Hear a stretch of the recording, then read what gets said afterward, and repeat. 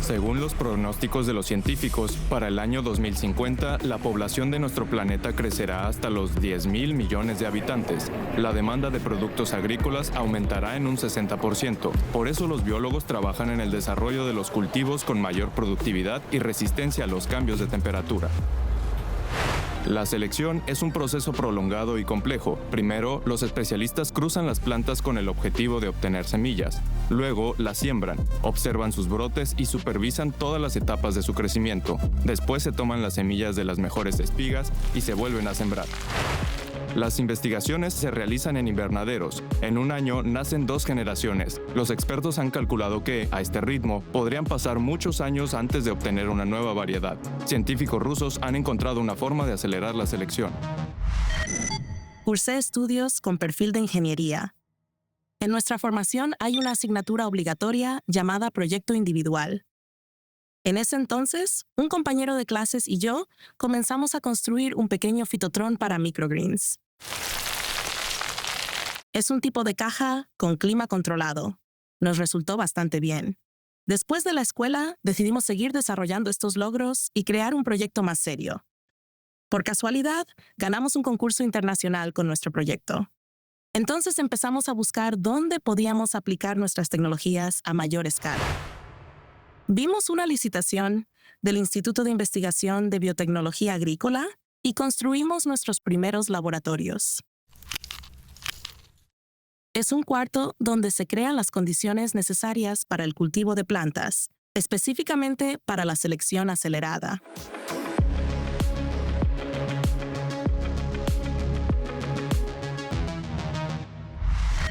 Nos visitan seguido muchos biólogos, obtentores, incluso personas con formación técnica, y que se quedan asombrados por la forma en que están construidos todos estos controladores, conexiones, etc.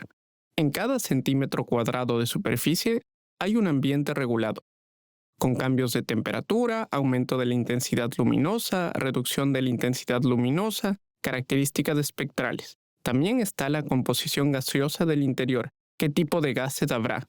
Para nosotros, el oxígeno es el mejor. Estamos luchando contra el CO2 todos juntos. Pero para las plantas, por el contrario, el CO2 es muy importante. Ellas lo consumen. Liuba, ¿para qué necesitan las plantas el dióxido de carbono? Acelera el metabolismo. Los cultivos agrícolas se desarrollan más rápido. Además, esta sustancia química aumenta el rendimiento. Cabe destacar que cuanto mayor sea la concentración de dióxido de carbono, más fertilizantes y humedad necesitarán las plantas. Pero un hipersuministro de recursos no aumentará indefinidamente los indicadores de crecimiento. Y un exceso de fertilizantes hará que los brotes se vuelvan frágiles. En resumen, todo es bueno con moderación. Por cierto, para las plantas en el fitotrón es importante no solo el nivel de CO2, sino también la luz artificial.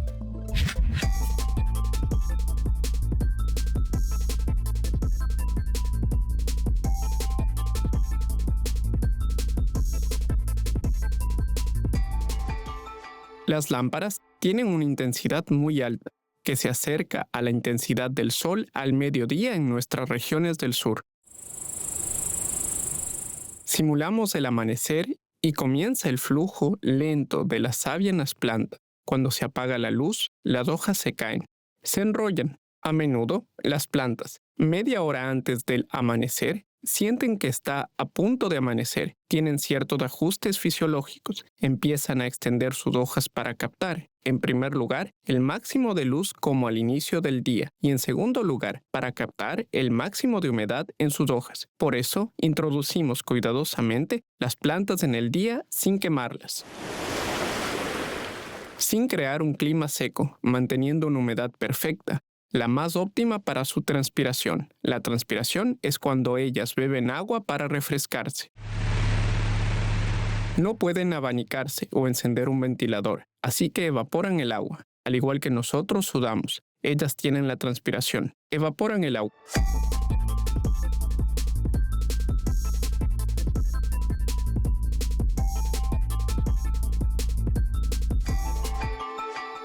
En realidad, aquí se puede crear cualquier condición que existe en el planeta, desde las Islas Maldivas hasta el Ártico, pasando por temperaturas extremas bajo cero, para probar la resistencia de las nuevas especies de plantas al invierno y a las situaciones de estrés. Cuando el personal del laboratorio cambia las condiciones habituales para la planta, surge un efecto interesante. El agrocultivo prácticamente siente que su tiempo se acaba, por eso entra en una etapa generativa y trata de dejar descendencia lo antes posible, es decir, semillas. Aquí en las condiciones del fitotrón esto ocurre más rápido que en el campo. No en un año, sino en 1 mes y medio o 2 meses. Luego, para preservar la cosecha, los científicos recrean el clima propicio, normalizan los parámetros de temperatura y humedad. También les dan a las plantas la cantidad necesaria de micronutrientes y el máximo de luz. En un invernadero no es posible hacer todo eso, ya que no se puede regular el clima. Simplemente se mantiene dentro de cierto rango, entre 17 y 25 grados Celsius. Pero en las cámaras de prueba se puede hacer y somos bastante flexibles. Podemos hacerlo en cualquier momento, incluso en verano. Podemos crear temperaturas bastante similares a las de la primavera. Aquí se pueden observar ventiladores, están ahí por una razón. No son para crear clima, sino para crear viento. Porque las plantas a las que, como se descubrió, les da el viento, son más fuertes, tienen tallos más rígidos. Ya no se cultivan en las mismas condiciones de un invernadero. Aquí también está instalado el riego por goteo.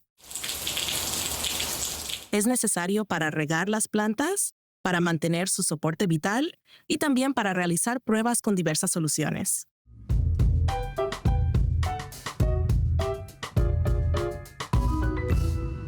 Hoy entramos, miramos nuestro experimento, miramos así este bloque de variedades que tenemos de Krasnodar. Se está secando un poco. Automáticamente aumentamos el riego durante 10 segundos. Y a estas vemos que les faltan nutrientes y le aumentamos la nutrición en 3/4. En un par de días veremos cómo reaccionan a todo esto y en base a esto, al final, emitimos un protocolo y, si lo decimos de forma sencilla, recomendaciones. Han sembrado soya, ¿verdad? Toman este tipo de maceta, este tipo de tierra. Si ven que las hojas se han puesto amarillentas o se han empezado a caer, añadan el molibdeno y aumenten la longitud del fondo, aumenten esto y aquello. Y en eso consiste básicamente nuestro trabajo científico. Sí, para luego dar las recomendaciones al Instituto MIR, a producción, a otros centros, a centros de selección, para que sea fácil hacerlo.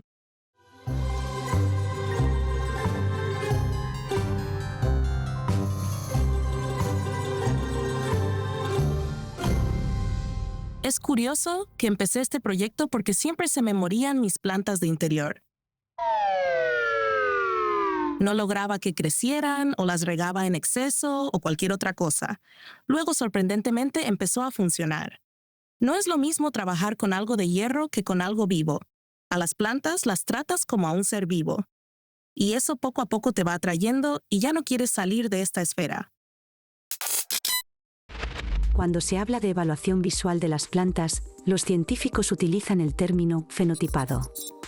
Los biólogos siguen de cerca el tamaño de los brotes, la forma, el color y otros parámetros. Varias veces al día entran en los fitotrones, examinan los cultivos experimentales y registran los cambios. Es un trabajo rutinario que demanda mucho tiempo. Por eso intentan automatizarlo. Confiar la recolección de estos datos a la inteligencia artificial. En el laboratorio donde se cultiva el trigo se han instalado cámaras especiales. Con los rayos infrarrojos, las espiguillas brillan y no se mezclan con otra biomasa.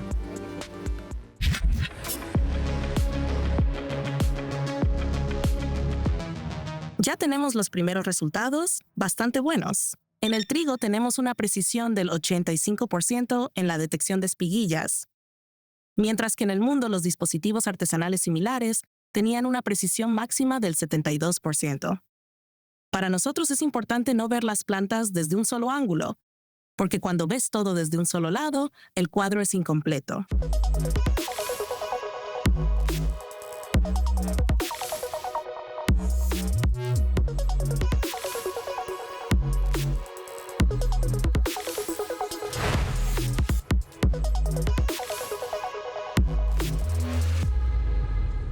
Por lo tanto, colocamos cámaras desde distintos lados como parte del experimento, solo para ver qué resultados serán más relevantes luego. Y también tenemos aquí en el centro una cámara con un sistema PTZ que ya se mueve y puede crear un mapa de todo el espacio.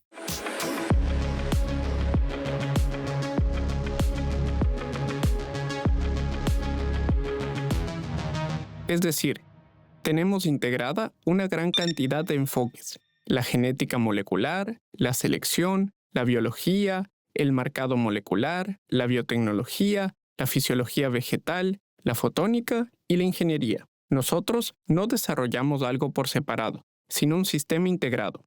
Nuestra tarea principal consiste en mantener intacta la genética de cualquier planta al pasar por la selección acelerada, no tocarla de ninguna manera, para que no haya ninguna diferencia en la genética.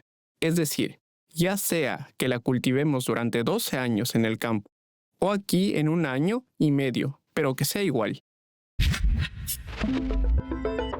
Liuba, muéstranos la reacción de los agricultores a las variedades de alto rendimiento que se han desarrollado en los fitotrones. Ahora la mostraré. Creo que los comentarios están de más.